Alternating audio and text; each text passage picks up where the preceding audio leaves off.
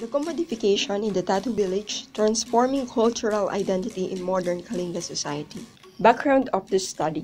With the wondrous assemblage of mountain ranges in the northern part of the Philippines, Kalinga is dubbed to be the prince of the highlands in Cordilleran region.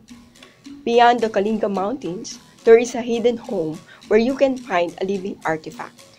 For the longest time, it is known as a neglected territory of legendary warriors called Whang-Od. The place is named Boscalan. Its beauty ascends in the fourth-class municipality of Tinglayan and serves as the home of the Budbud tribe. Aside from being known for the legends of heroism and bravery of their tribal warriors, Boscalan is the haven for an oldest practicing tattoo tradition called Mambabatok. In the pre-colonial period, tattooing traditions in Kalinga's early civilization is an indication of an actual cultural practice and a symbol of respect, nobility, beauty, and courage. Tattoos were also considered as a medicinal treatment for infertility and some diseases. According to Dr. Annalyn Salvador Amores, cultural anthropologist, tattooing is also an essential rite of passage, separation, and transition that one must go through to become a full social person in the community. Maria Ugay, known by her Kalinga name Whang-Od, is recognized as the last Mambabatok. The batok style is a tattooing technique used by Whang-Od. It includes a simple bamboo stick, charcoal mixed with water, and a lemon thorn to engrave your own cultural tattoo identity. In 2000, few people go to the village to experience these indelible marks of Kalinga's neglected tattoo tradition. Then media entered the village in 2009.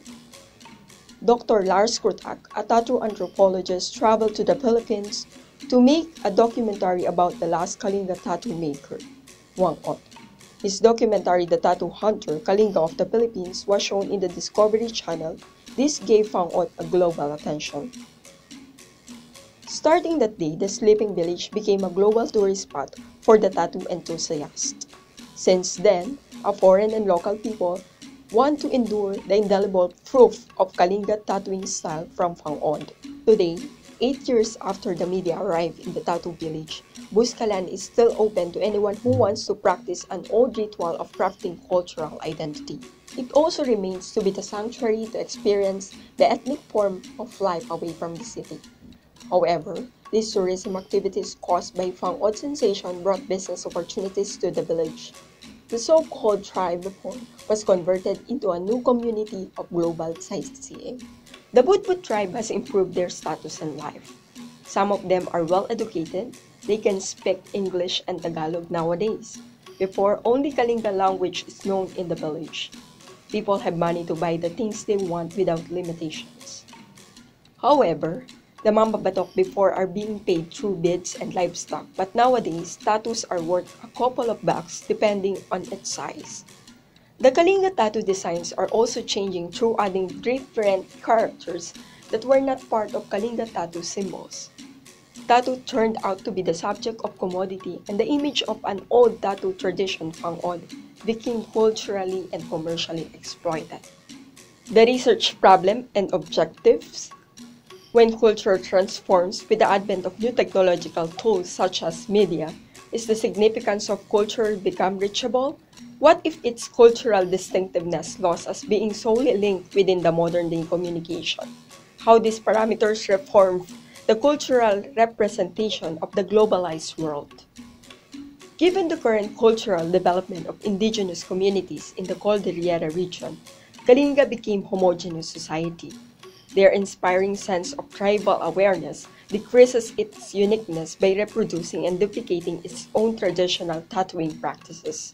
Today, the name Whang-Od is a worship and honor in the culture of tattooing in the Philippines since the media branded her name as well-preserved and unspoiled last Mambabatok. The cultural icon that performs the traditional way of tattooing practices became a media and global sensation. But apart from this great cultural tattooing identity, many of us are ignorant about the exploitation of a cultural symbol brought by the global sensation of media. In this case, the researcher wants to find out the following: how commodification transforms cultural identity, how does the image of Apo Whang-Od became the subject of commodity, To explore the condition of commodification within the parameters of Kalinga traditions and the image of Whang-Od, the objectives of the study include the following: to describe the cultural significance of Kalinga tattoo to the village people and village tourists, to explore the objects of Kalinga's cultural commodification and commercialization, to determine the Kalinga tattooing identities in the modern world, to examine how Kalinga tattooing culture vanished in the age of transformation, to inspire the Filipinos in upholding the indigenous Kalinga culture and tattooing identities. Significance of the study. Knowing one's culture is a unique way of an individual can share his particularity to one's community. It is the most intimate values and aspirations a person can contribute in cultivating his cultural identity. But with the increasing rise of cultural diversity characterized by the modern global society, people fail to address and recognize their claims to common identity. Thus, the concept of this cultural identity became the aspect of a person's self-actualization to perceive his cultural differentiation. Concerning a wealth of traditions, a Filipino society can be the best example of this cultural diversity. Due to the distinct cultural and ethnic identity, Filipino reveals national brokenness. From the Spanish colonization, Filipinos' lack of a sense of nationality is prevalent because they lean on holding family and ritual relationship. Kalinga, having its intimate ritual relationship and a belief connected with the bird, or dalaw, or golden oriole, since only braves could take omens from this bird, because Kalinga men's bravery defeated other people from the land. They are called warriors. As a sign of dignity and power in their tribe, tattoos are applied as integrity. The main focus of the study is to recognize cultural commodification of indigenous culture as reflected into Kalinga's way of life. It is essential to identify and appreciate more about their ethnicity and cultural identity. For this study, the fundamental point is to clearly understand different activities that depict the commodification, commercialization, and exploitation of Kalinga culture in the period of globalization. It is also important to understand that in the modernized society, a culture should not diminish its cultural value. Through development, cultural values and identities must always be preserved. Synthesis and research gap. A lot of online articles, news blogs, and documentary films are published about the great contribution of Whang-Od, the last mambabatok, in the magnificent history of traditional art in the Philippines. Since 2015, netizens are petitioning Whang-Od to be one of the national artists of the Philippines. With the help of different centers like Miriam Defensor Santiago, Nancy Binay, and Lauren Legarda, they filed a resolution commending Whang-Od to be nominated as one of the National Living Treasures or Gawad sa Manlilikha ng Bayan, who are equivalent to National Artist Award. In addition, Felipe De Leon Jr., former chairman of the National Commission for Culture and the Arts of the Philippines, also conveyed Whang-Od's nomination to National Living Treasures, but the government has not done anything about it. Meanwhile, Whang-Od had recently attended the forum Traditional Aesthetic and Contemporary Times in Manila Fame last October 20, 2017 to share her craft of engraving traditional Kalinga's way of life. But despite of the growing popularity of this traditional tattoo made by Whang-Od, the significance and value of these cultural practices seems to be disappeared in the contemporary world. The village people and the village tourists must be aware to restore its cultural importance to younger generations. In fact, there is no study that Kalinga culture is being commodified. Therefore, the researcher gives emphasis to the current activities in the tattoo village that describes the commodification of culture and the image of Whang-Od who became culturally and commercially exploited. It is also gives significance to the preservation of Kalinga old tattooing tradition in the age of transformation. Though the implications of Kalinga culture commodification and Whang-Od's exploitation is not yet perceivable by so many people, the But-But's traditional way of life must be preserved since it signifies its own ethnic identities. The reputation of this tattooing tradition must always define of being a warrior as an act of triumph on preserving his own village. The enduring pain obtained in this traditional tattoo must always be a celebration of uniqueness and honor among the Butbut's context. Study framework. Theodore Adorno's culture industry. In the dialectic of enlightenment, Marx Horkheimer and Theodore Adorno introduced the term culture industry. The expression industry indicates the standardization of the thing itself, not on the production process, but on its distribution techniques. But before it coined as culture industry, the term was considered as a representation called mass culture. The schema of mass culture describes the commercial character of culture causes the difference between culture and the practical life to disappear. Aesthetic semblance turns into the sheen with commercial advertising lends to the commodities which absorb in return. In short, advertising leads to the commercialization and obliterates culture. Culture industry is a process of industrialization of mass-produced culture and the market imperatives that grow the system. It manipulates life and creates a certain kind of domination.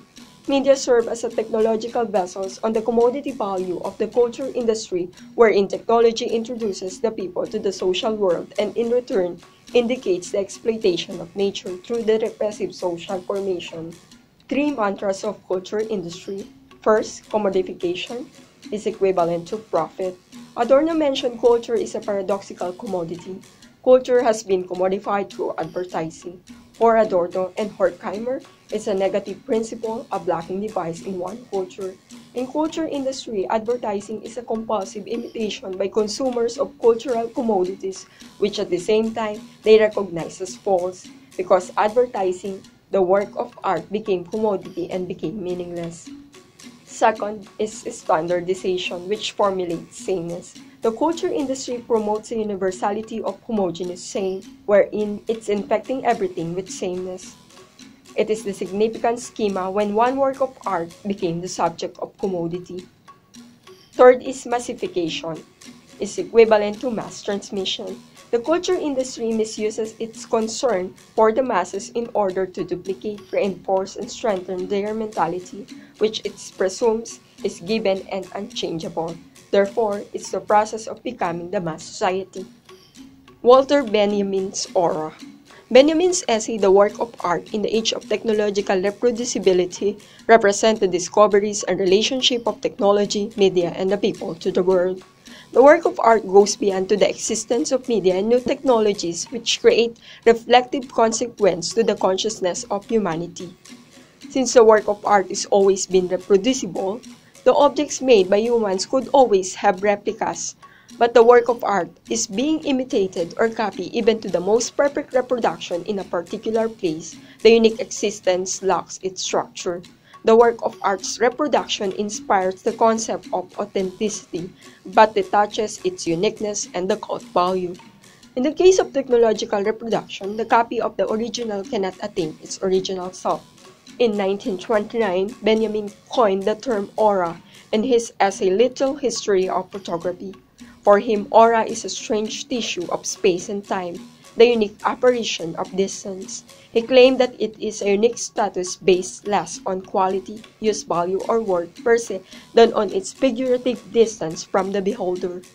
Aura is the uniqueness of work of art. When a work of art is being reproduced, it lost its aura. Reproducibility vanished the uniqueness and authenticity of the work of art. Its aura decays by reproducing the work of art many times. Michel Foucault's Power and Resistance. Foucault's definition of power is not about domination and subjugation. For him, power is everywhere, not because it embraces everything, but because it comes from everywhere. Power is not a negative mechanism to control people in the society since it creates what an individual or group can do in a public sphere.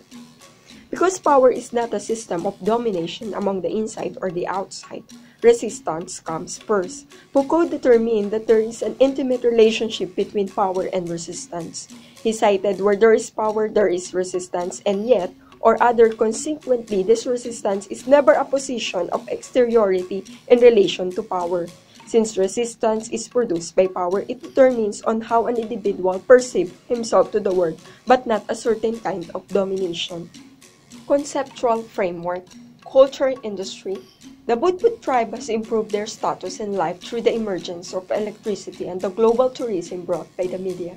Tattoos are worth a couple of bucks depending on its size. Tattoo turned out to be the subject of commodity, and the image of an old tradition, Whang-Od, became culturally and commercially exploited. Industrialization, the emergence of electricity in the tattoo village. Media, both print and broadcast media, entered the village in 2009. The tattoo hunter Kalinga of the Philippines by Lars Krotak was shown in the Discovery Channel. Since then, the sleeping village became a global tourist spot for the tattoo enthusiasts. Three mantras of culture industry. First, commodification is equivalent to profit. Tours to Kalinga over the internet are rampant. The image of Whang-Od is commercially exploited in different commodities such as t-shirts, bags, slippers, jackets, cell phone cases, hammock bags, and so on. Manila Fame last October 20 to 22, 2017 brings Whang-Od to the national capital and became a panelist. Also, she does the Kalinga traditional way of tattooing in the said festival. According to Winky Scott, a blogger who posted about the commercialization of Whang-Od, the organizers charged attendees of the festival $2,500 for a tattoo, $500 for a signature, and $700 to see Whang-Od at the press conference. Second, standardization equals to sameness. Kalinga became homogeneous society. Anyone is welcome to the village. Before, tattoo used to communicate the status in social community. You cannot earn a tattoo if you cannot kill, because Kalinga's way of life is vengeance. An eye for an eye, a life for a life. But today, anyone can wear this traditional tattoo. It's the same thing as other tattoo. It became ordinary. If you have a couple of packs, you can have one. You can also choose your own design. That's a new standard, adding different characters that did not perceive in Kalinga tattoo symbols. Third is massification, or the mass transmission. Because it became a trend, everybody wants to have one Kalinga tattoo without thinking its cult value, without thinking its aura. That's how it's sold to the mass society. People do not think of Kalinga traditions, even the value of this tattoo to ancient Kalinga civilization. In fact, the present attractiveness of this kind of tattooing transforms traditional Kalinga tattoo practices. The concept of aura. Tattoo received from Whang-Od in the tattoo village Buscalanting Layan Kalinga is more authentic rather than ink at the Manila Fame. Whang-Od performing a batok style of tattooing in Manila transforms traditional Kalinga tattoo practices and diminished its aura. It reduced the authenticity of Kalinga experience such as Whang-Od and the Butbut's generosity and hospitality. It also weakens the individual's motivation of traveling 12-hour trip on rough roads from Manila to Kalinga to experience the uniqueness of an ancient Kalinga expression of identity and fashion to an old tattooing tradition. Power and resistance. Since Whang-Od sensation acquires within the media, power in the tattoo village resembles through the existence of media.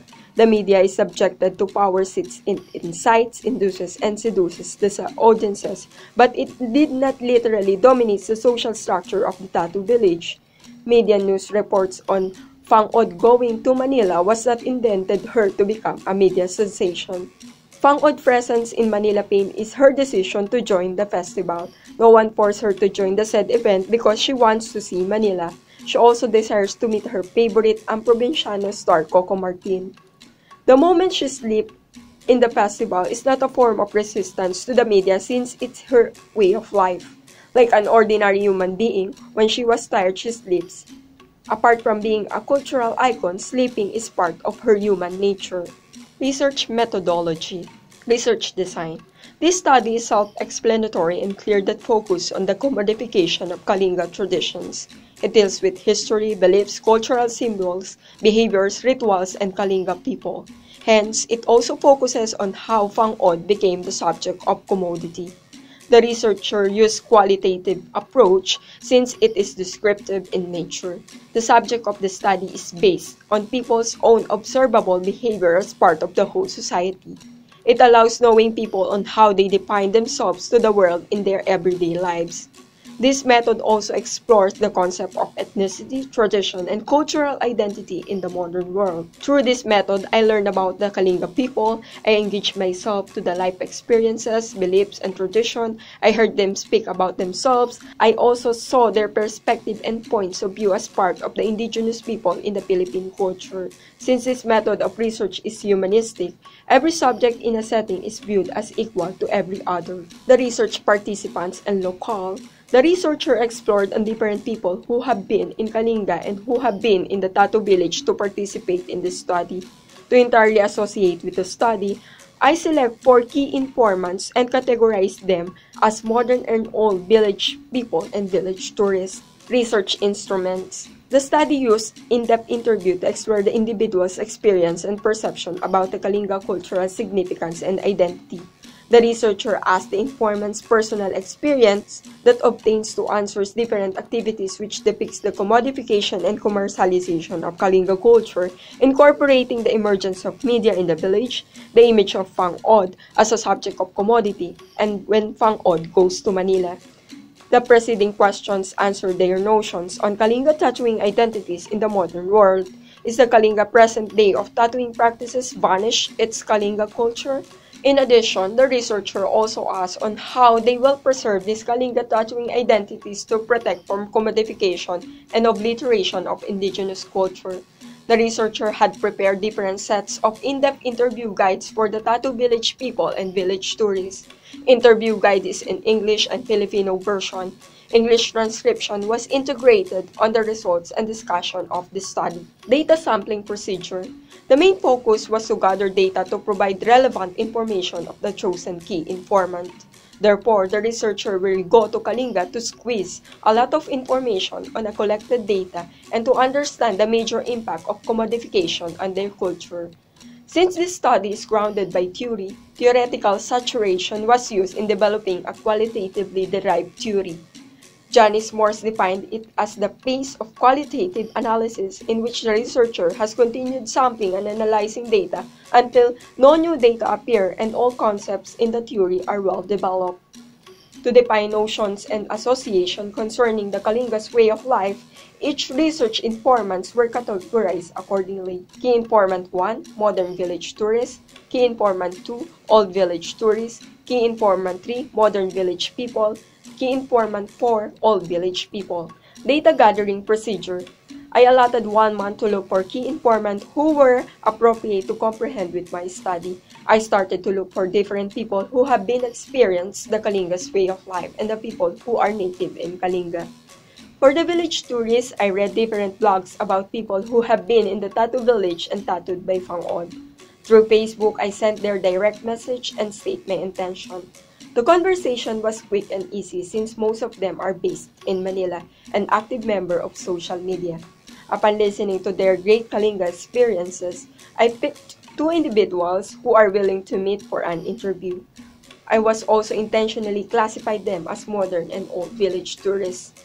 For the village people, I sent direct messages to different government organizations and tours that is connected to Kalinga tourism. After so many days, sadly, I don't have any feedback at all. I tried to read books and articles to find names for Kalinga native, but nobody responds. Through Facebook, I also searched different religious organizations and universities based in Tabok City, the capital of Kalinga. I tried to send direct messages on a certain group members. Fortunately, some of them replied and introduced me to some native Butbut. During our online conversation, I asked them if they are interested with my study and willing to answer different questions. Then upon knowing their background, I categorized them as modern and old Kalinga people. To proceed with my interview, I will go to Kalinga again to see the changes brought by modern-day society. For a couple of days, I will hear again their great stories and life experiences of being a Kalinga, their notions and traditions. April 12 is my schedule to meet up the modern village people in Baguio City. Then I will proceed to the Tattoo village, the home of the Butbut tribe, to see the old village people. Then I will head to Tabuk City to meet the old village tourist who has been in the Tattoo village in 1993 when there is no industrialization at all. Lastly, the modern village tourist will be interviewed in Manila after my interview in Kalinga. The modern village tourist is more than 4 times who have been in Tattoo Village since 2009 where media entered the village. Data analysis. For analyzing and interpreting the data of this study, the researcher used thematic analysis because of its theoretical flexibility. Patterns of themes in the interview data will identify through this kind of analysis. This study also used thematic analysis to familiarize the structure of the problems that exist in Kalinga, which is commodification and cultural exploitation. The basic purpose of this method is to identify the causes of commercialization and commodification in Kalinga culture since it describes the iterative process of the most significant ideas in the data. Scope and limitations of this study. The study defined the commodification of culture. Research key informants were consist of 1 modern and 1 old village people and tourists to correspond with the intent of the researcher.